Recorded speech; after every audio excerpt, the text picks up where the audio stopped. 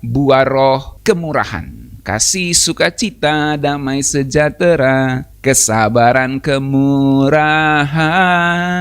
Nah, itu dia lagunya saudaraku ya. Nah, saudaraku, kita hidup di dunia yang ngajarin kita untuk selalu mikir, gua dapat apa, saya dapat apa, aku dapat apa.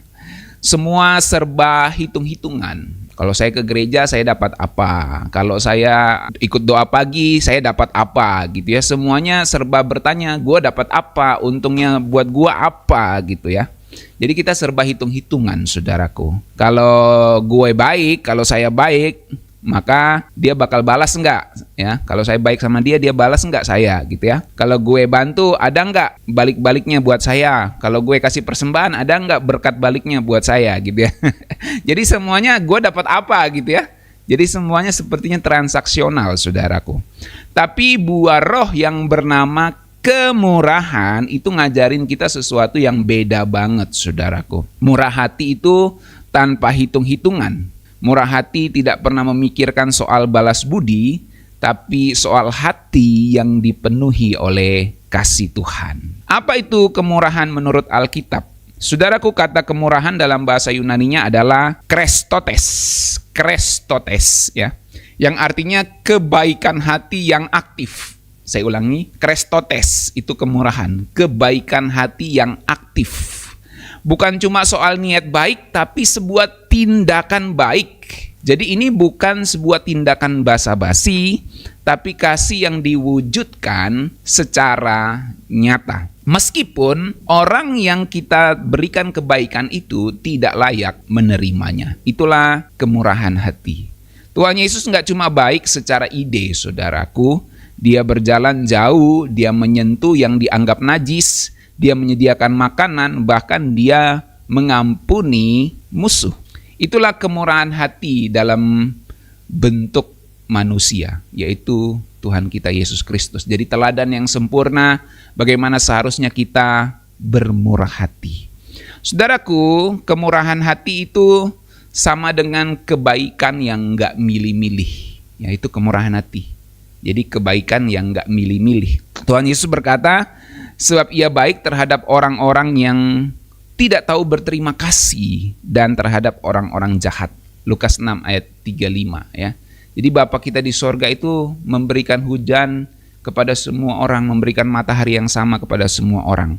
Ia baik kepada orang-orang bahkan yang tidak tahu berterima kasih dan terhadap orang-orang jahat. Jadi Tuhan itu teladan kemurahan kita. Nah saudaraku, Tuhan baik kepada orang jahat dan nggak tahu diri. Mungkin kita bertanya-tanya seperti itu kan? Iya, jawabannya iya, benar. Ya, Tuhan mengajarkan dalam firman-Nya seperti itu. Dia baik dalam pengertian common, saudara, dalam pengertian yang umum. Ya, tapi kemurahan Tuhan itu tetap berjalan dalam hidup mereka walaupun mereka berbuat hal-hal yang tidak benar. Dalam arti Tuhan memberikan hujan yang sama, memberikan matahari yang sama. Itulah standar kemurahan yang jadi buah roh itu, saudaraku. Bahwa dalam hidup kita nggak boleh pilih-pilih untuk bermurah hati. Ya, kita nggak boleh pilih-pilih momen untuk bermurah hati. Kalau memang Roh Kudus menggerakkan kita untuk bermurah hati, kita harus mengikutinya. Nah saudaraku, ada 3 tanda hidup yang berbuah kemurahan. Ya. Yang pertama, memberi tanpa nunggu balas. Ya. Jadi kemurahan hati itu tandanya adalah kita memberi tanpa nunggu balas. Orang yang murah hati nggak nunggu ucapan terima kasih, saudaraku. Ya, gue udah bantu dia nggak ucapin terima kasih. Nah itu nggak murah hati tuh. Dia bantu karena hatinya memang penuh dengan kemurahan.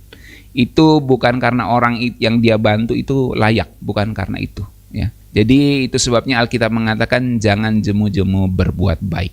Ya, jadi murah hati itu artinya memberi tanpa nunggu balas. Yang kedua, kemurahan hati itu diekspresikan di dalam peka terhadap kebutuhan orang lain. Ada orang-orang yang sama sekali nggak peka, saudaraku ya. Jadi kepekaan sosialnya itu kurang, baik secara moral saja, apalagi secara buah roh. Ada orang-orang yang nggak peka sama sekali, nggak sensitif sama sekali sama kebutuhan orang. Ya.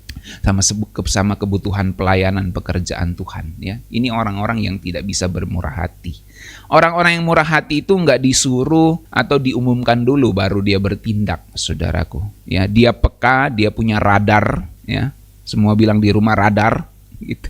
Jadi orang yang murah hati itu punya radar untuk melihat kebutuhan orang lain, untuk melihat luka yang perlu dibalut, untuk melihat kebutuhan yang perlu dipenuhi. Itulah orang-orang yang murah, ya, murah hati, bukan murahan, ya, tapi orang yang penuh dengan kemurahan Tuhan, ya, sebagai buah roh. Yang ketiga, saudaraku, orang yang penuh dengan kemurahan itu mengasihi lewat tindakan nyata. Ya, kemurahan itu bukan cuma kata-kata manis doang, tapi akal yang konkret, saudaraku. Akal sehat yang konkret yang diwujudkan ke dalam tindakan nyata. Sama seperti seorang Samaria yang baik hati di Lukas pasal 10, dia nggak cuma kasihan, aduh kasihannya orang itu, enggak. Tapi dia benar-benar mengulurkan tangannya untuk membantu saudaraku. Bahkan merawat yang sakit itu yang ditemukannya di jalan. Jadi gimana caranya kita hidup dalam kemurahan hati? Yang pertama, saudara harus ingat bahwa kemurahan Tuhan itu ada buatmu. Kalau kita tidak bisa bermurah hati kalau kita sendiri tidak dipenuhi oleh kemurahan Tuhan. Jadi ingat lagi kemurahan Tuhan buat hidup kita. Makanya kita selalu harus memperkatakan kita hidup karena kemurahan Tuhan. Oleh karena kemurahan Tuhan ku ada sampai hari ini. Jadi kalau kita tahu kita hidup karena kemurahan Tuhan, maka kita akan membagikan kemurahan itu kepada orang-orang yang membutuhkan. Titus 3 ayat 4-5, tetapi ketika nyata kemurahan Allah, juru selamat kita dan kasih-Nya kepada manusia. Jadi kemurahan Tuhan itulah yang menyelamatkan kita, yang menebus kita, saudaraku. Kita bisa murah hati karena kita sudah lebih dahulu diberikan kemurahan oleh Tuhan. Ya, kita mengasihi Allah karena Allah lebih dahulu mengasihi kita. Itulah kemurahan Allah yang besar yang harusnya terekspresi di dalam buah roh kemurahan itu. Yang kedua, bagaimana caranya kita memiliki kemurahan hati? Tentu kita punya koneksi dengan Roh Kudus, tapi dalam tindakan nyata kita harus mulai dari hal-hal kecil, ya. Kemurahan itu nggak selalu ngasih uang yang besar, ya. Kemurahan hati itu nggak selalu ngasih uang yang besar, tapi kemurahan itu kadang kita cukup dengan memberikan waktu untuk orang-orang yang membutuhkan, ya.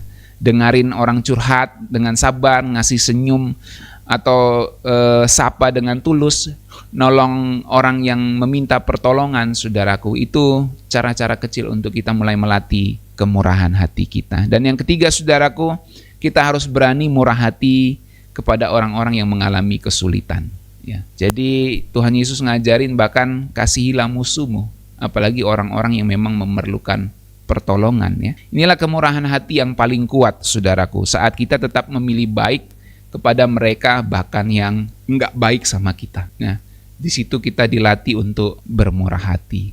Jadi saudaraku, mari kita refleksikan pagi hari ini, apakah kita murah hati hanya kepada orang yang kita sukai saja? Atau apakah kita pernah memberi tanpa agenda tersembunyi? Enggak ada hidden agenda di dalam pemberian kita. Karena banyak orang memberi tapi punya hidden agenda, saudaraku. Orang menunjukkan kemurahan tapi ternyata punya hidden agenda, dan itu sebenarnya bukan kemurahan hati yang sejati. Dan siapa orang yang Tuhan taruh di dalam diri kita untuk kita kasihi hari ini? Mari kita renungkan bersama-sama. Kemurahan hati bukanlah soal berapa banyak yang kita punya, yang kita berikan, tapi seberapa rela kita memberi dari apa yang Tuhan taruh yang ada di tangan kita. Itulah kemurahan hati. Dan kalau Roh Kudus ada dalam hidup kita, saudaraku, kemurahan hati itu akan terus mengalir bagaikan air, bagaikan sungai yang tak pernah kering. Mari kita berdoa.